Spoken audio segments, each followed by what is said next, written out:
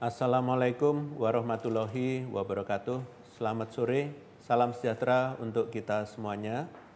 Untuk membuka sesi paparan hari ini, akan saya sampaikan bahwa hasil whole genome sequencing yang dilakukan pekan ini mencatatkan 3 kasus positif Omikron baru di Indonesia, yaitu 1 WNI dengan asal kedatangan dari Malaysia, dan 2 WNI dengan asal kedatangan dari Kongo.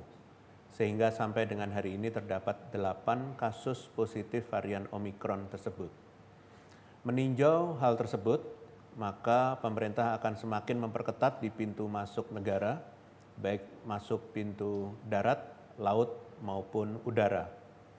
Perlu diketahui bersama bahwa seluruh kasus Omikron yang terjaring saat ini ditemukan dari pelaku perjalanan luar negeri yang masuk melalui pintu udara. Namun pemerintah akan tetap mengetatkan upaya testing dan tracing pada seluruh pintu kedatangan, mengingat positivity rate kedatangan di pintu laut dan darat yang lebih tinggi 10 kali lipat daripada di pintu masuk udara, dengan rincian per 12 sampai dengan 18 Desember, positivity rate di pintu udara sebesar 0,48%, di pintu laut 5,41%, dan di pintu darat 1,3%. Pada hari ini saya akan menyampaikan pembelajaran dari beberapa negara terkait antisipasi penyebaran virus COVID-19, khususnya varian Omikron. Sejatinya, pencegahan penularan virus COVID-19 bukanlah upaya tunggal. Tidak ada satu pencegahan yang secara tunggal mampu meminimalkan penularan. Seperti yang kita ketahui, kasus Omikron di berbagai negara semakin meningkat jumlahnya. Meskipun demikian, hasil saat ini laporan dari berbagai sumber seperti WHO, CDC, dan penerbit ilmiah Nature menyebutkan karakteristik varian ini masih belum dapat disimpulkan. Data-data awal menunjukkan adanya kecenderungan gejala yang lebih ringan pada varian Omikron, namun data ini belum cukup untuk dijadikan kesimpulan. Begitu pula dengan lama penyakit, pengaruhnya pada kekebalan tubuh baik dari penularan maupun vaksinasi, serta pengaruhnya terhadap deteksi dengan alat uji diagnostik. Di antara berbagai negara yang sudah melaporkan adanya kasus Omikron, Amerika Serikat, Norwegia, dan Korea Selatan merupakan 3 negara yang telah melaporkan temuan kasus varian ini ketika kasus positif dan kematiannya mengalami kenaikan yang cukup signifikan. Hal yang menarik adalah di 3 negara ini, cakupan vaksinasi dosis lengkapnya telah mencapai lebih dari 60%. Namun nyatanya, kasus positif dan kematiannya tetap dapat meningkat. Pertama adalah Amerika Serikat. Ternyata di Amerika Serikat, cakupan vaksin dosis lengkap yang telah mencapai 61% ini tidak dibarengi dengan pengaturan pada kegiatan masyarakat. Mobilitas dan perjalanan antar negara yang terus meningkat, kegiatan berkumpul baik di tempat umum maupun pemukiman selama periode Thanksgiving dan menjelang Natal serta Tahun Baru menyebabkan penularannya meningkat. Ditambah lagi, penggunaan masker sudah tidak menjadi kewajiban sejak lama, dan pengawasan protokol kesehatan lainnya juga tidak dilakukan dengan ketat. Selanjutnya adalah Norwegia. Norwegia adalah satu dari sekian negara di Eropa dengan kasus Omikron yang terus mengalami peningkatan tajam. Padahal vaksin dosis lengkap di Norwegia telah mencapai 71,45%. Nyatanya, kasus positif yang meningkat ini juga dibarengi dengan kematian yang meningkat. Hal ini dapat disebabkan penularan Omikron yang semakin meluas di tengah masyarakat akibat masifnya kegiatan pesta menjelang Natal dan Tahun Baru, kegiatan belajar mengajar di sekolah, serta penerapan protokol kesehatan terutama penggunaan masker yang lengah. Ditambah lagi, perjalanan dari dan ke sesama negara Eropa yang tinggi tidak dibarengi dengan peraturan ketat terhadap syarat perjalanan. Hal ini disebabkan letak geografis negara-negara tersebut yang berada dalam satu daratan serta tingginya ketergantungan antar negara, sehingga lebih sulit untuk menerapkan kebijakan perjalanan seperti testing dan karantina. Terakhir adalah Korea Selatan. Korea Selatan menjadi salah satu negara Asia dengan vaksinasi dosis lengkap tertinggi, yaitu mencapai lebih dari 80% populasi. Namun, hal ini tidak menghentikan varian Omikron untuk masuk dan kasus COVID-19 untuk terus meningkat. Bahkan, tren kematian di Korea Selatan juga mengalami peningkatan. Hal ini disebabkan karena persiapan menuju endemi yang tidak dilakukan dengan baik. Penurunan kasus yang sempat terjadi di bulan Oktober dan November lalu diiringi dengan pembukaan bertahap pada aktivitas masyarakat. Namun sayangnya, implementasi protokol kesehatan lengah pada tempat umum, sementara jam operasional bar dan restoran serta tempat umum lainnya sudah tidak dibatasi. Berbeda dengan ketiga negara tersebut, dapat dikatakan kasus COVID-19 di Indonesia masih terkendali hingga saat ini. Kasus positif terus mengalami penurunan, dibarengi dengan kematian yang juga terus mengalami penurunan. Namun, cakupan vaksinasi dosis lengkap di Indonesia masih terbilang cukup rendah, yaitu masih 39% dari total populasi. Dengan adanya kondisi yang cukup mengkhawatirkan di berbagai negara lainnya, terlebih Indonesia saat ini sudah memiliki 8 kasus Omikron, maka kita perlu meningkatkan kewaspadaan dan semaksimal mungkin mencegah potensi penularan. Saat ini Indonesia tengah menerapkan kebijakan berlapis pada pelaku perjalanan internasional, serta memasifkan testing dan tracing. Namun, berkaca dari 3 negara yang saya jelaskan tadi, tampak jelas tidak ada solusi tunggal dalam mencegah penularan COVID-19. Vaksinasi yang tinggi jika tidak dibarengi pengaturan kegiatan masyarakat tidak akan maksimal mencegah penularan. Pun jika vaksinasi tinggi, namun masyarakatnya abai dalam mematuhi protokol kesehatan, maka tentu saja potensi penularan akan tetap meningkat. Tugas besar yang kita miliki adalah untuk menjaga agar kasus di Indonesia tidak meningkat seperti negara-negara lainnya di tengah kondisi yang cukup menantang. Kasus yang sedang stabil rendah, aktivitas masyarakat yang sudah kembali normal, serta sudah masuknya varian Omikron yang diketahui lebih cepat penularannya adalah 3 tantangan besar yang harus kita hadapi dengan strategi yang tepat. Untuk itu, kepada pemerintah daerah diminta untuk terus memonitor perkembangan kasus. Apabila menunjukkan kenaikan, mohon untuk segera ditindaklanjuti. Pengawasan protokol kesehatan juga penting untuk dilakukan baik di fasilitas umum hingga di tingkat pemukiman di desa atau kelurahan melalui Satgas Posko. Kepada masyarakat yang saat ini masih berada di Indonesia, dimohon menahan diri untuk tidak bepergian ke luar negeri apabila tidak ada keperluan mendesak. Saat ini, pemerintah telah berupaya keras mencegah menyebarnya varian Omikron yang telah terdeteksi dari pelaku perjalanan luar negeri. Namun, mengingat keterbatasan sarana, prasarana, dan sumber daya, jika kedatangan dari luar negeri terlampau besar, potensi meledaknya kasus bukan tidak mungkin terjadi. Jika mendesak untuk melakukan perjalanan, mohon untuk terus mematuhi kebijakan pelaku perjalanan luar negeri yang berlaku. Mengingat berdasarkan data awal manifestasi klinisnya cenderung ringan dan tidak spesifik, maka kunci mencegah masuknya lebih banyak varian Omikron adalah pelaksanaan karantina yang ketat, baik di tempat terpusat maupun yang karena kewajibannya diperbolehkan karantina mandiri, serta testing pada saat kedatangan dan di akhir masa karantina. Seluruh masyarakat juga dimohon untuk menerapkan protokol kesehatan meskipun telah divaksin lengkap dan meskipun kasus saat ini rendah. Karena potensi penularan masih ada. Memakai masker dan sebisa mungkin menjaga jarak dan menghindari kerumunan adalah kunci mencegah penularan. Jika mengalami gejala COVID-19 atau merasa tidak sehat, sebisa mungkin tidak keluar rumah dan beristirahat. Terlebih pula, meskipun kecil, peluang lolosnya orang positif untuk berkeliaran dan berkegiatan di luar rumah masih harus tetap menjadi perhatian.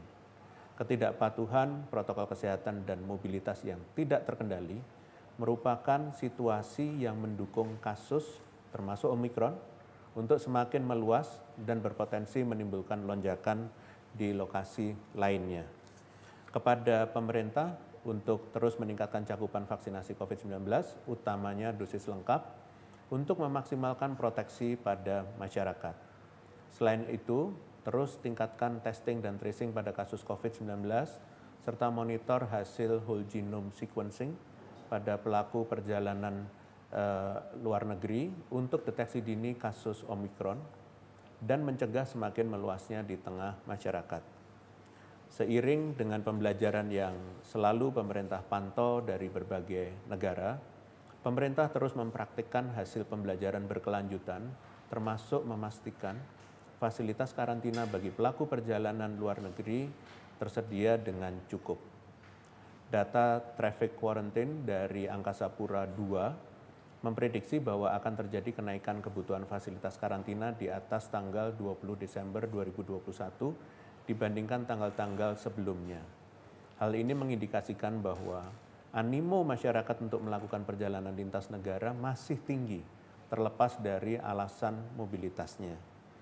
Untuk mengakomodir kebutuhan tersebut, Satgas COVID-19 bekerja sama dengan stakeholders terkait berupaya meningkatkan ketersediaan fasilitas karantina di sekitar wilayah pintu kedatangan baik udara, laut, dan darat. Terbaru, dilakukan penambahan fasilitas karantina di DKI Jakarta sebagai salah satu pintu kedatangan internasional, yaitu di Rusun dan Mogot dan LPMP DKI Jakarta. Selain itu, untuk melihat kondisi real di lapangan, kemarin Kepala BNPB sekaligus Ketua Satgas Penanganan COVID-19 langsung menyambangi fasilitas karantina mulai dari Rusun Nagrak Cilincing, Rusun dan Mogot, dan LPMP DKI Jakarta untuk memantau kondisi terkini di fasilitas tersebut. Kedepannya, pemerintah akan terus mengawasi baik angka kapasitas dan ketersediaan karantina sekaligus standar fasilitasnya. Selain fasilitas karantina, Satgas COVID-19 juga memantau implementasi alur screening kesehatan agar dapat berjalan kondusif di lapangan. Pemantauan ini dilakukan untuk mencegah kerumunan akibat antrian panjang penumpang. Untuk itu, dipersiapkan alur khusus mobilisasi dari turun pesawat sampai menuju tempat karantina untuk menekan potensi penularan semaksimal mungkin. Hasil pantauan pagi ini menunjukkan kondisi Bandara Soekarno-Hatta cukup kondusif dan terkendali. Walau begitu, pemerintah tetap menghimbau masyarakat untuk tidak bepergian ke luar negeri jika tidak mendesak. Jika hendak melakukan wisata, maka sebaiknya memanfaatkan objek wisata di dalam negeri dan tetap disiplin protokol kesehatan.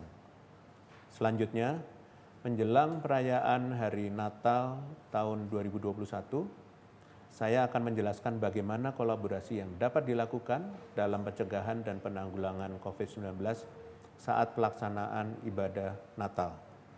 Untuk itu, saya akan mencoba menjabarkan beberapa poin penting dari ketiga kebijakan tersebut untuk menjabarkan peran penting masing-masing elemen.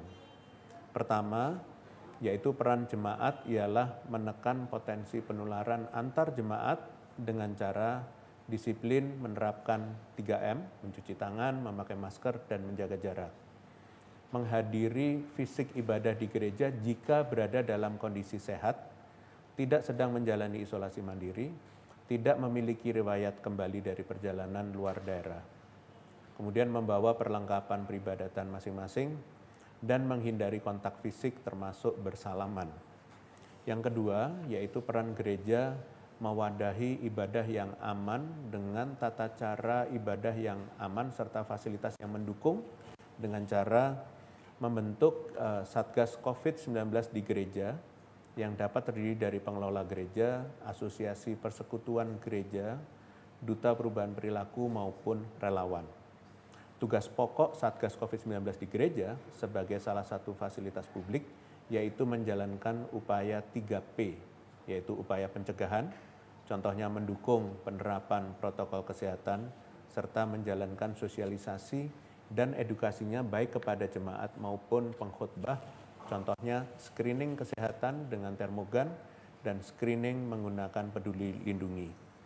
Kemudian upaya pembinaan, contohnya penegakan kedisiplinan, pemberian sanksi, dan pembubaran kerumunan seperti pawai atau arak-arakan maupun jamuan makan. Yang ketiga adalah upaya pendukung, seperti upaya pencatatan dan pelaporan atau komunikasi dengan Satgas COVID-19 daerah setempat.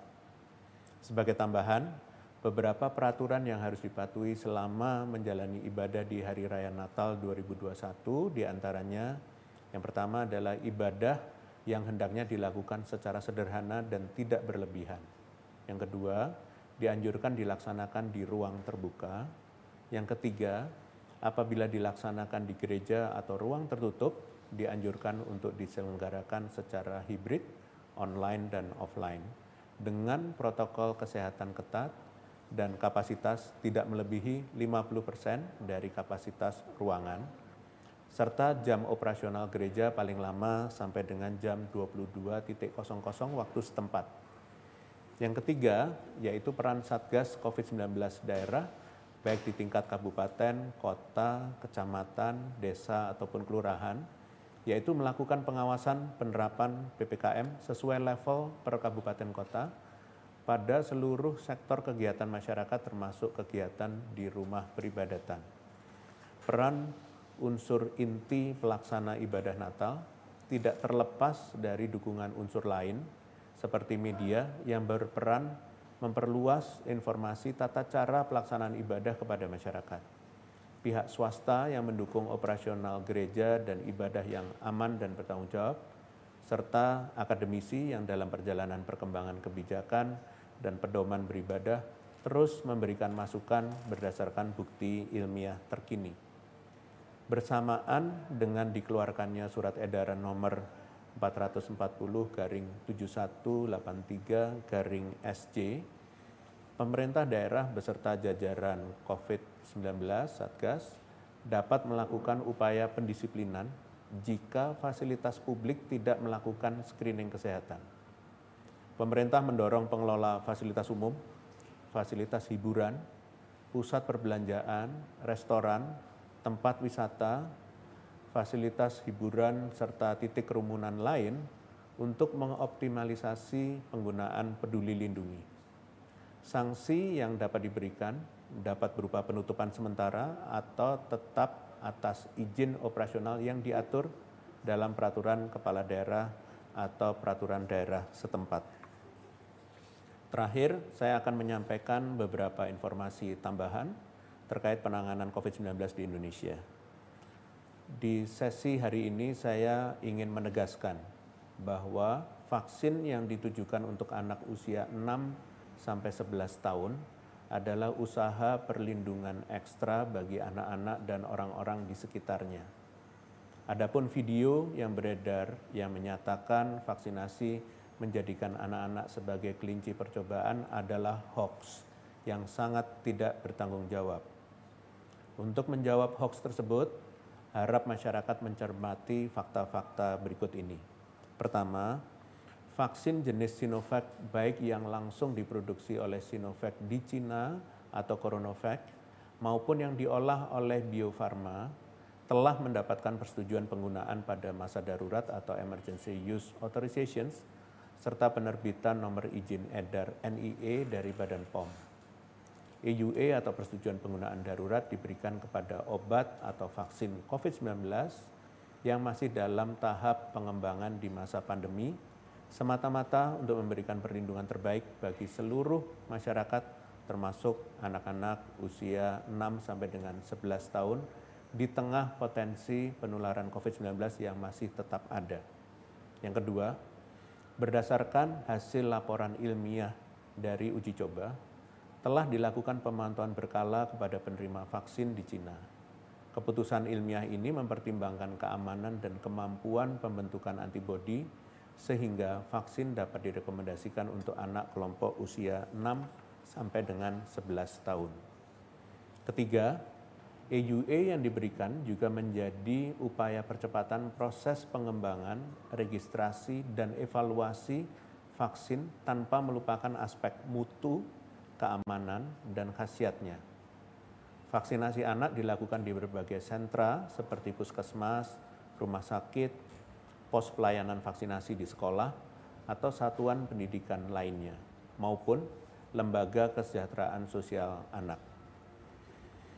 Setelah hampir 2 tahun berhadapan dengan virus COVID-19 ini, saya percaya masyarakat Indonesia sudah semakin cerdas dalam menghadapi hoax, selalu perlengkapi diri dengan informasi yang berbasis kajian ilmiah dan berasal dari sumber yang dapat dipercaya.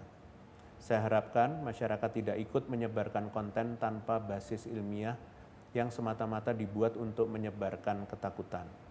Mohon siapapun untuk tidak membuat konten informasi yang salah dan tidak berbasis fakta serta data ilmiah dari sumber terpercaya karena terdapat sanksi hukum apabila menyebar dan menimbulkan misinformasi atau disinformasi.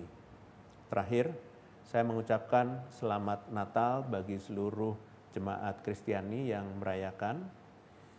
Di tengah suasana pandemi ini, semoga peringatan hadirnya Tuhan ke dunia dapat dijadikan teladan agar setiap kita dapat menjadi berkat dan seluruh kasih bagi sesama dalam semangat pelayanan, damai, dan persaudaraan. Demikian konferensi pers hari ini. Saya lanjutkan dengan sesi tanya jawab media. Terima kasih. Selamat sore Prof. Pertanyaan pertama dari Eben BBC News Indonesia. Rencananya ke depan terkait dengan vaksin booster seperti apa? Lalu beberapa masyarakat mengaku sudah mendapatkan vaksin booster dengan berbagai cara. Mengapa hal ini bisa terjadi? Lalu ada juga masyarakat yang mengeluhkan vaksin booster yang cukup terlambat diberikan. Bagaimana tanggapan Satgas? Terima kasih BBC News Indonesia. Vaksin booster rencananya akan diberikan per 1 Januari 2022 atau setelah penetapan EUA vaksin booster oleh Badan POM. Penetapan jadwal program vaksinasi booster serentak ditetapkan setelah target cakupan vaksinasi dosis pertama dan kedua yang ditetapkan oleh WHO telah dipenuhi oleh Indonesia pada bulan Desember ini. Saat ini, pemerintah tengah memfinalisasi keseluruhan aspek program booster vaksinasi COVID-19, mulai dari sasaran prioritas penerima booster, skema program, timeline penyuntikan, dan sumber penganggarannya. Pemerintah akan segera mengumumkannya kepada publik jika sudah rampung. Ditemukannya pelaksanaan vaksinasi booster sebelum upaya vaksinasi yang dilakukan oleh pemerintah selain kepada kelompok tenaga kesehatan, diharapkan menjadi pembelajaran bagi kita semua, baik terkait dengan pengawasan maupun sikap tenggang rasa. Kedepannya, pemerintah berharap agar vaksinasi dilakukan sesuai prosedur yang semata-mata dirancang sesuai dengan kebutuhan dan kondisi di lapangan. Terima kasih. Pertanyaan kedua dari Dian Fat Republika, ingin konfirmasi Prof, apakah benar saat ini Wisma Atlet Pademangan penuh karena membludaknya pekerja migran Indonesia yang masuk? Bahkan kabarnya, kapasitas nyaris full 100% dihuni. Sebagian memang sudah dipindahkan ke rusun, pasar rumput, dan lain-lain. Bagaimana antisipasi selanjutnya? Terima kasih pada Republika. Menurut data per tanggal 22 Desember, masih terdapat kapasitas tersisa sebanyak 801 bed atau keterisiannya sebanyak 86,16%. Saat ini tersedia sekitar 4.374 bed di tempat karantina milik pemerintah dan cadangan 6.028 bed di fasilitas tambahan yang tersedia di DKI Jakarta. Pemerintah telah menambah jumlah fasilitas karantina dan memastikan kapasitasnya mencukupi untuk memenuhi kebutuhan pelaku perjalanan luar negeri. Terima kasih. Pertanyaan ketiga dari Imas Kontan, saat ini apakah rumah sakit sudah disiapkan untuk antisipasi terjadinya lonjakan kasus COVID-19, apalagi dengan adanya varian Omikron? Lalu bagaimana saat ini rumah sakit menyiapkan pelayanan pasien COVID-19, termasuk kapasitas bed dan kelengkapan lainnya? seperti tabung oksigen. Bagaimana pula persiapan pemeriksaan PCR dan antigen? Apakah pemerintah punya arahan khusus ke rumah sakit rujukan COVID-19? Baik, terima kasih Kontan. Menurut data pertanggal 19 Desember, diketahui bahwa angka keterpakaian tempat tidur di rumah sakit rujukan COVID-19 secara nasional yaitu 2,73%, baik tempat tidur untuk isolasi maupun ICU. Bahkan angka keterisian per provinsinya tidak lebih dari 30%, sehingga dapat disimpulkan kondisi pelayanan di rumah sakit masih terkendali dan tidak terjadi peningkatan perawatan akibat lonjakan kasus.